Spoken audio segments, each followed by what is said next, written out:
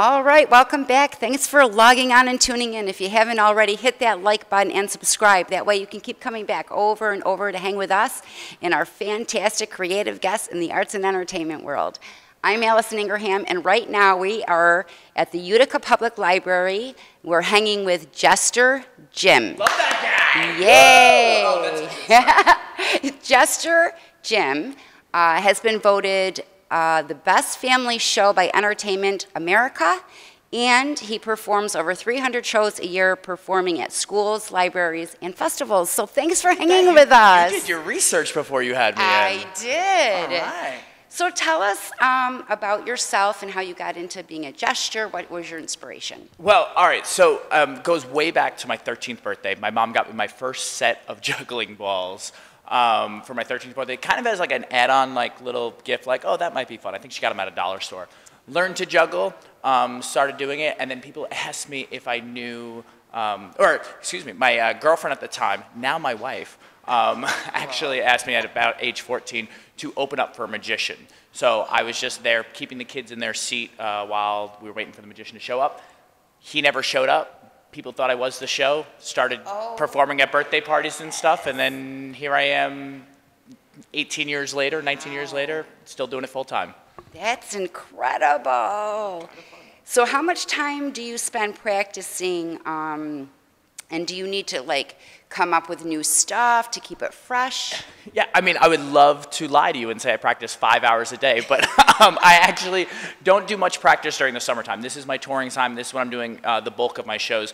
So really, it's just kind of a couple warm-up things. I do always add in new bits. Like this year, we got a new bit with spinning an iPad, like a spinning plate. We got a new balloon bit out this year. So I constantly am writing new material. I always say we because Chris, my tour manager, also helps me develop bits as like I come up with an idea. He'll watch it, you know, I'll try it in a show and see what works, and then you know, kind of he'll give me some notes on it, and we'll keep making it better and better and better. So you'll see a little bit of that today. Awesome. Yes.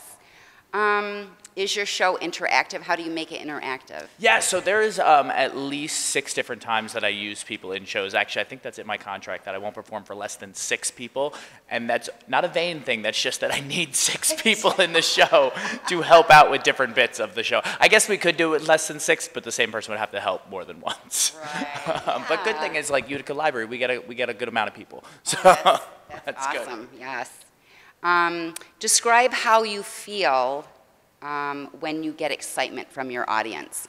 Ooh, that's yeah. I'm as excited as my audience is. I try to put my energy level all the way up to 10. My show is a little bit crazy in the sense of just I'm pretty hyperactive. But the reason why is because I feel like if I can be at this level, that allows the audience to go to here without feeling funny. If I walk in very drained and whatever and try to build the excitement, I just feel like they start off there. So I try to keep them excited from the get-go and keep moving. Okay. Describe the most interesting or random weird event that you've performed at. Okay. We just did this talk the other day. This is going back a few years ago. I have a buddy of mine who is a reptile showman, whatever else. He asked me to perform for a fundraiser for him. He was trying to build schools in Madagascar. I said, absolutely, happy to help you out. Would love to come and perform for you. So he says, sweet, I'll be in Madagascar, but Kelly will do all the stuff. You just meet up with her. So I showed up to the event, met with Kelly. Kelly goes, okay, here's where you're going to set up the whole show. And then she goes, you ready? I go, yeah. And then all of a sudden, she turns on a webcam. And I went, oh. And there's Eric and all the people in Madagascar. It wasn't a live audience. My show, as we talked about, is all interactive, so now I have to figure out how to do that. And then the other piece of it that was a little bit hard was I was like, hey, everybody, how are you today? Silence for 9 seconds because there was like a 9-second delay, and then all of a sudden they were like, good. And it was like, oh. So the whole show was a lot of like, are you guys ready? Oh, boy.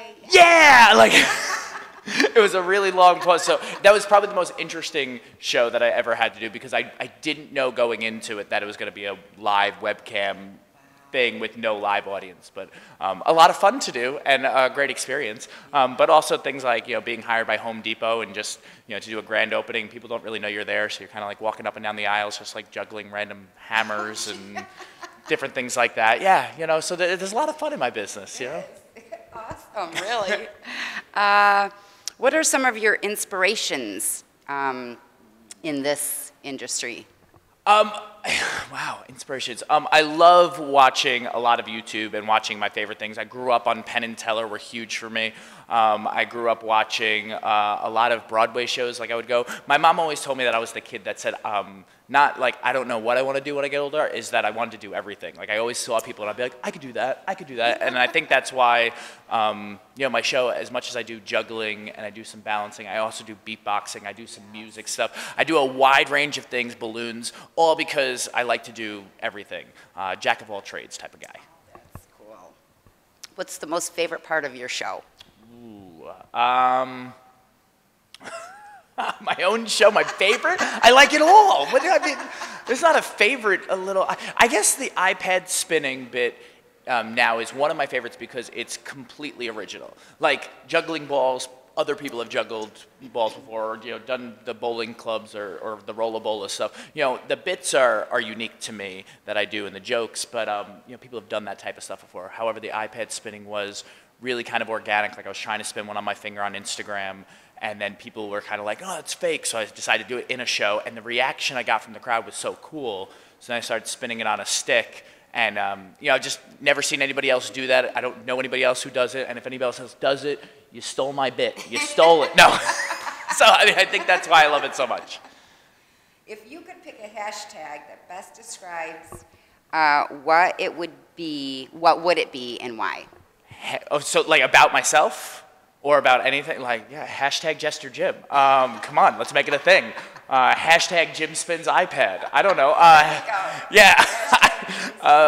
don't know. Hashtag he's kind of funny looking. I don't, maybe, maybe. Actually, you know what, can we make this thing? Hashtag thanks Bob. I know that seems weird, but right now on my Instagram, I'm signing all my receipts everywhere on the road, Bob Saget. Oh my God. So, and we're putting it on Instagram, and I keep going at Bob Saget and saying hashtag thanks Bob. So let's make that thanks Bob. There you go. Hashtag thanks Bob. So what's coming up? You're touring now. Yeah. So do you have a link for your tour dates? Yeah, if you go to jesterjim.com, right at the bottom of the page is all the tour dates. Today alone we're in Utica and Waterville. Tomorrow we're in Nabby, New York, and this is really bad that I don't know. Somewhere else. We're south of here. We'll put a link to your... Oh, yeah, here, right. Yeah, we'll put a link. Right there. 'Cause I feel like you guys are going to do something magical, like some sort of effect. There it is, right across. All right. And we have time for clickbait. Do you know what clickbait is? I don't. Clickbait is when you are on the internet. And I know what clickbait is. Yeah. There you go. So we put a twist on it. Okay. We sent our girls in Florida to scour the internet for quirky, weird, funny questions that our audience wants to know. Right. So I'm going to have you pick a question. And is this a question for me or am I asking you this question? You're going to read it and answer it. Well, can I pick another one? This one isn't that quirky. Oh. I mean, what's your favorite color? Orange. I mean, all right, let's do another one. Hold on, we'll do.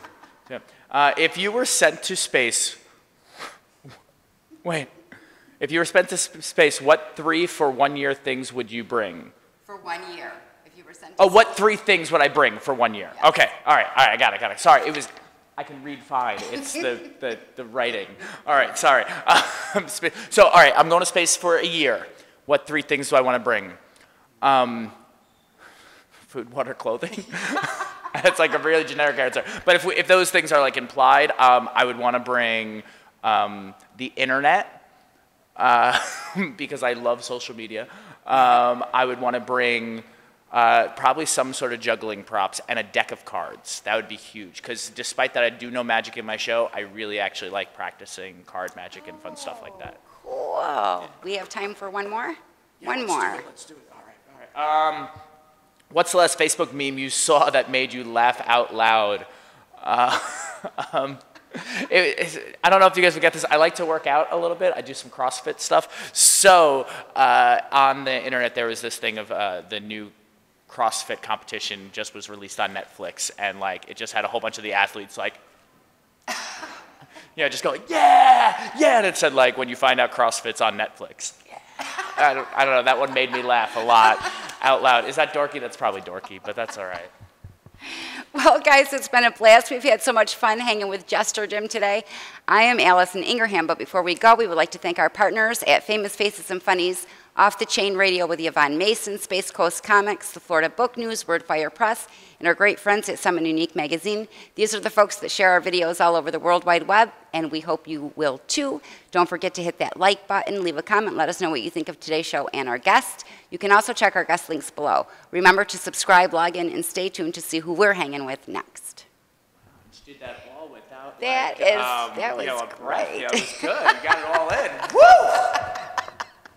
Takes a lot of practice to do. I was impressed. Right. Thank you so much. Thank you so much. Can I have you just fill out our media release? Yeah. So we don't...